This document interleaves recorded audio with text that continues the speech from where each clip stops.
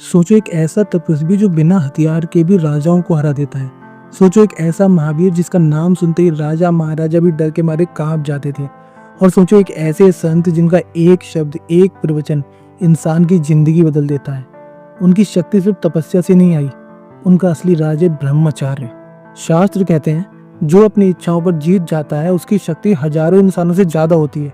यही है ब्रह्मचार्य की ताकत। और एक बात याद रखना, ब्रह्मचार्य का मतलब शादी ना करना नहीं होता है।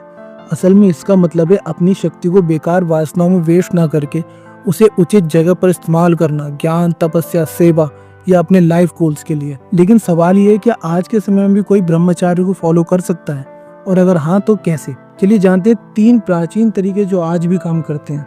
मंत्र एंड माइंड कंट्रोल। प्राचीन योगी कहते थे जो मन को जीत गया वो ही जगत को जीत गया। जब भी इच्छा जाती है उसे दबाइए मत, अपना मन एक मंत्र पर लगाइए, ओम नमः शिवाय या गायत्री मंत्र।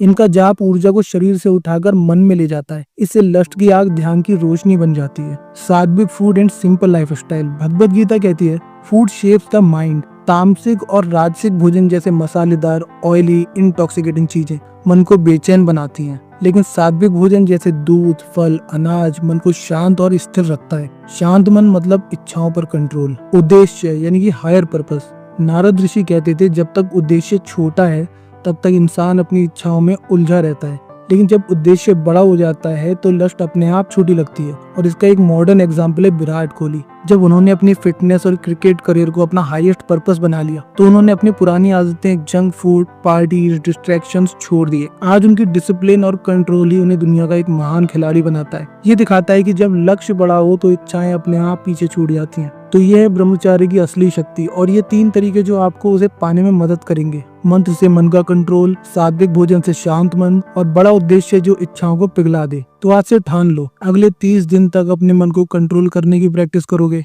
छोटी छोटी इच्छाओं को रोकने की कोशिश करोगे। देखना बस 3 दिन में ही आपको अपने अंदर एक नई शक्ति का एहसास हो। अगले वीडियो में हम बात करेंगे कि लस्ट और लव में क्या अंतर होता है, एंशिएंट टेक्स्ट क्या कहते हैं इसके बारे में। चैनल सब्सक्राइब कीजिए और इस यात्रा को आगे बढ़ाइए।